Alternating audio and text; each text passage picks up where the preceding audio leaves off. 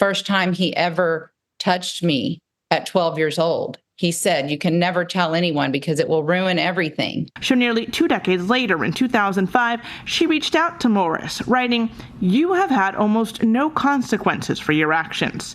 I have suffered almost my entire life from the emotional damage you inflicted on me. I want some type of restitution." In response, an email from what appears to be Morris's account reads, "If you desire to make this public, I am also willing to do so." But it warns, "My attorney advises that if I pay you any money under threat of exposure, you could be criminally prosecuted. And Debbie and I do not want that." This is the full email that Robert sent to Cindy back in October 2005. Cindy, Debbie and I really do care for you, and we sincerely want God's best for you. You see the blessings God has poured out on my life and conclude that it is because I have hidden my past. God does not work that way. He will not be mocked by deceit. I confessed my sins to you and your family 18 years ago, and I've continued to share it with those who need to know as per the counsel of your Father. I did what he asked me to do. I thought I obtained your forgiveness as well as your family's. If you desire to make this public, I am also willing to do so. I would consult with your father first, since he asked me not to share it publicly years ago. You should talk to your father also about disclosing the matter beyond those who already know, since he has your best interest at heart, and his counsel should, at the least, be considered, if not honored. My attorney advises that if I pay you any money under a threat of exposure, you could be criminally prosecuted, and Debbie and I do not want that. If you need more information, have your attorney contact mine.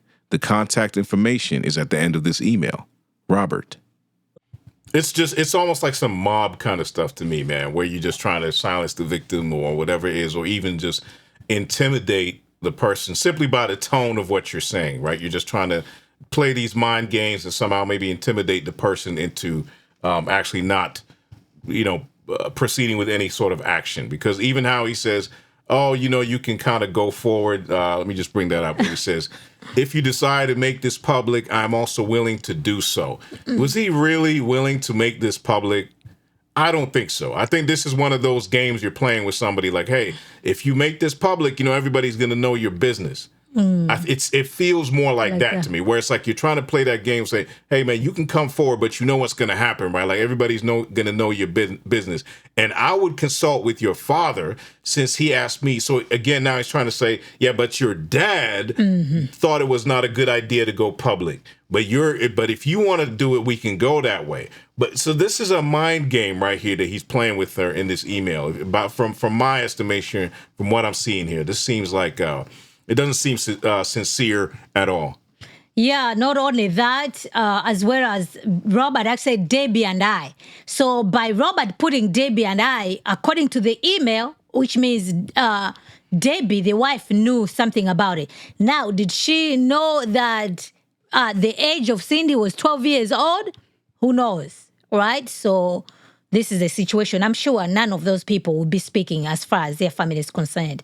Looks like they're just going to let other people handle it. But the elder says they will let the investigation take place, and then they're going to represent the findings to the congregation. So at some point, we'll be able to hear who knew what, when, and where.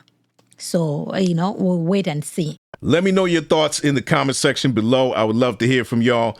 Don't forget to like, share, and subscribe. Tell a friend to tell a friend. And if then you have been raised with Christ, seek the things that are above, where Christ is, seated at the right hand of God. Set your minds on things that are above, not on things that are on earth. All right? God bless y'all, and I'll see y'all on the next one. Peace.